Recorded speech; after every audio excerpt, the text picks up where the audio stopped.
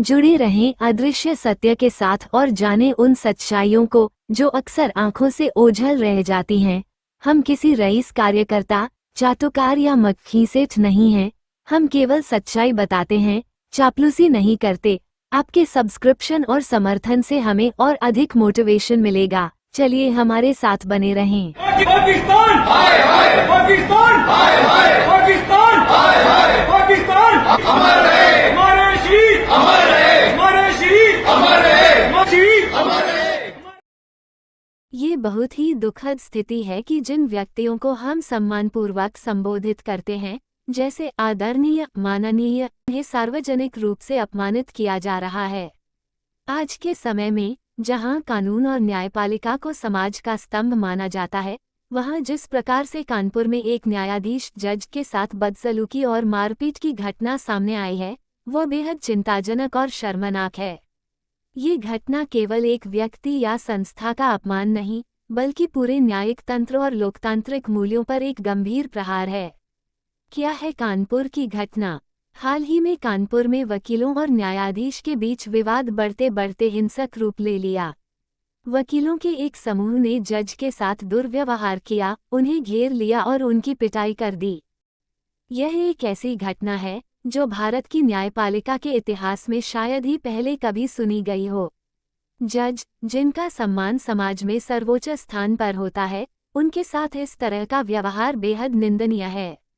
इसके बाद क्या हुआ? इस घटना के बाद प्रशासन ने तुरंत कार्रवाई की और वकीलों के खिलाफ सख्त कदम उठाए गए। कई वकीलों को गिरफ्तार किया गया, उन पर मुकदमे दर्ज किए गए। यह मामला न्यायपालिका और अधिवक्ता समुदाय के बीच टकराव को दर्शाता है, जो कि न्याय के लिए काम करने वाले दो महत्वपूर्ण स्तंभ हैं।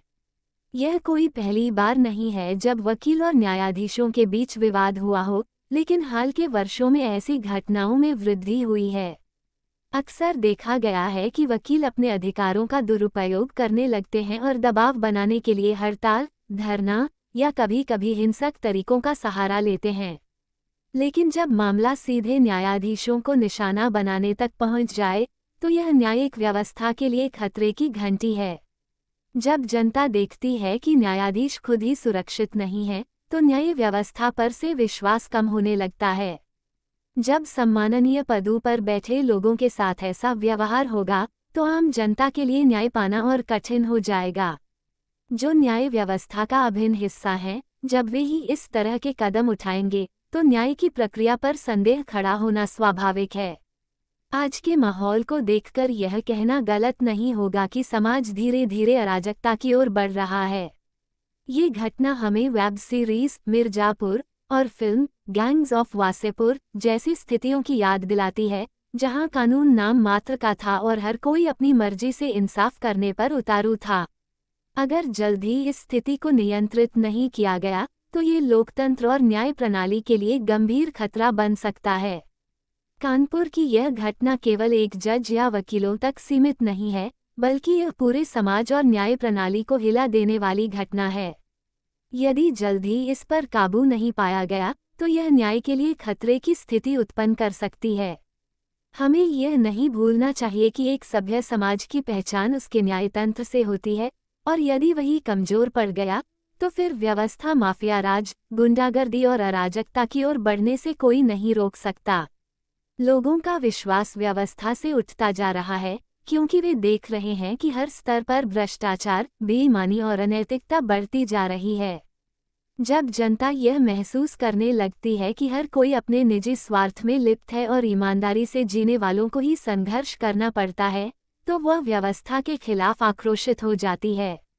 आज हर जगह यही धारणा बनती जा रही है कि चाहे कोई भी पद पर हो, जज, पुलिस, नेता, अधिकारी, सब भ्रष्टाचार में लिप्त हैं। ये धारणा कोई एक दिन में नहीं बनी, बल्कि दशकों से चली आ रही भ्रष्ट व्यवस्था, नेताओं की बेईमानी, अफसरशाही का घमंड और न्याय प्रणाली की कमजोरियों के कारण जनता के मन में घर कर गई है। आम आदमी अगर छोटी गलती करता है तो तुरंत सजा मिलती है, लेकिन बड़े नेता, अधिकारी या रसूखदार लोग खुलेआम भ्रष्टाचार करते हैं और उन पर कोई असर नहीं पड़ता। सालों साल मुकदमे चलते हैं और न्याय मिलने में इतनी देर हो जाती है कि पीड़ित को कोई राहत नहीं मिलती।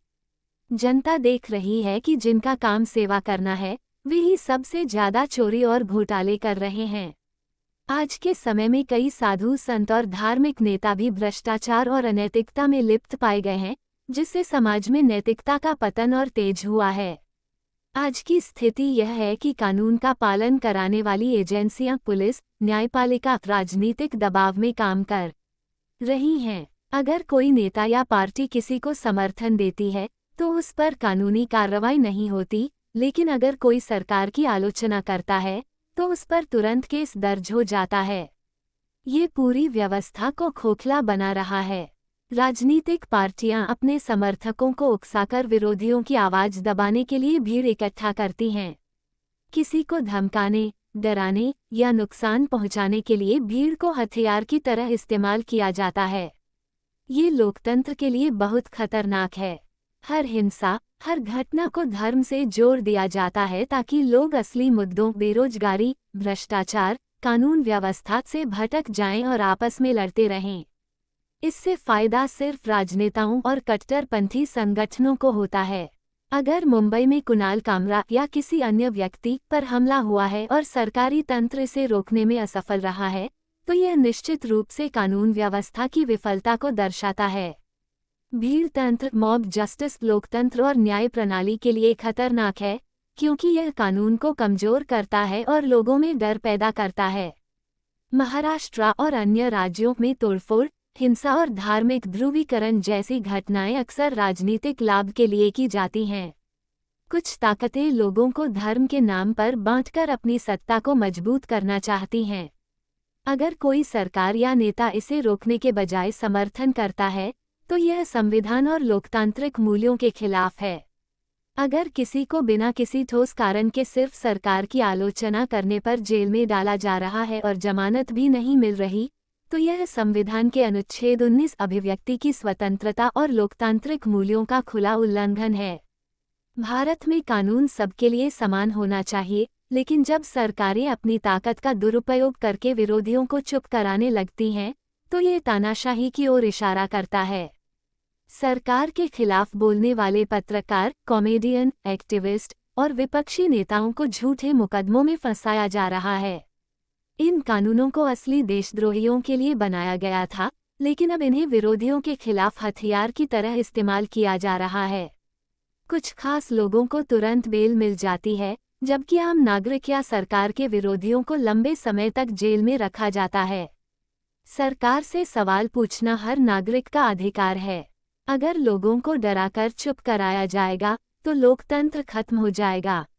सुप्रीम कोर्ट और हाई कोर्ट को अपने फैसले पूरी तरह निष्पक्ष रखने होंगे और सरकार की मनमानी के खिलाफ सख्त रुख अपनाना होगा। जनता को सच बताने वाले स्वतंत्र मीडिया को समर्थन देना जरूरी है। प्रोपेगेंडा फैलाने वालों से बचना होगा।